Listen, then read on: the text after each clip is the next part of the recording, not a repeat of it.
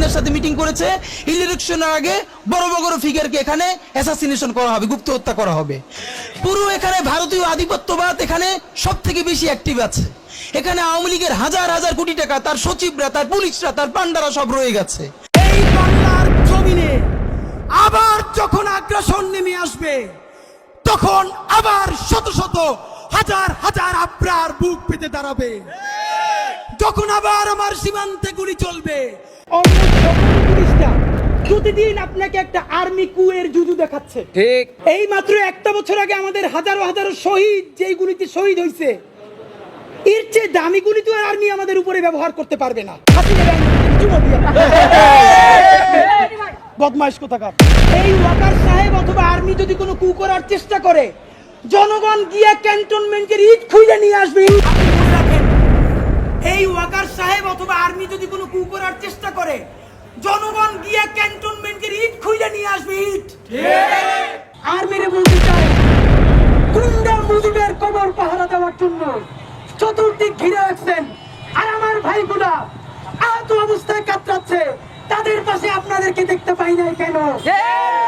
Hasina mobile দিছে, হাসিনা পদ্মা সেতু দিছে। সচিবালয় থেকে বিশ্রাময়, রাষ্ট্রের সর্বত্রই এখন ঋতুস্রাব চলছে।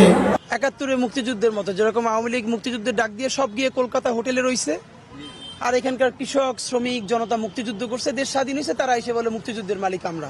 জামাতের কাদের মোল্লা সাহেবের যখন ফাঁসি হয়েছে, তখনও জামাত ইসলাম বাংলাদেশে নিষিদ্ধ সংগঠন না, এবং জামাত ইসলামের পত্রিকা সংগ্রাম পত্রিকা, সেই সংগ্রাম পত্রিকা রিপোর্ট করে লিখেছিল আব্দুল কাদের মোল্লার আগে শহীদ।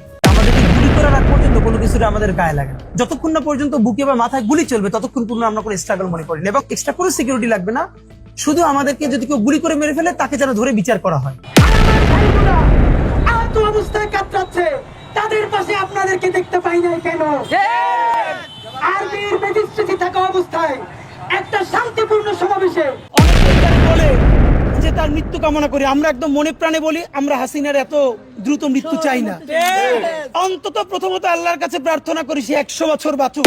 আগামী 50 বছর বাঁচলাম, কোনো ইম্প্যাক্ট তৈরি হলো না আমারে দিয়ে, দেশের জন্য, রাষ্ট্রের জন্য, উম্মার জন্য, জাতির জন্য। কিন্তু আমি ধরেন 5 বছর বাঁচলাম, সেটার মধ্য দিয়ে যদি আগামী 50 বছরের ইম্প্যাক্ট তৈরি হয়, তাহলে অনেকদিন বেঁচে থাকায় কি সাফল্যের বলেন? আল্লাহর কাছে সত্যি দিয়েছি ভাই, আল্লাহ যদি আমাকে নিয়ে যায়, আমার বাচ্চাটার দিকে একটু খেয়াল রেখে।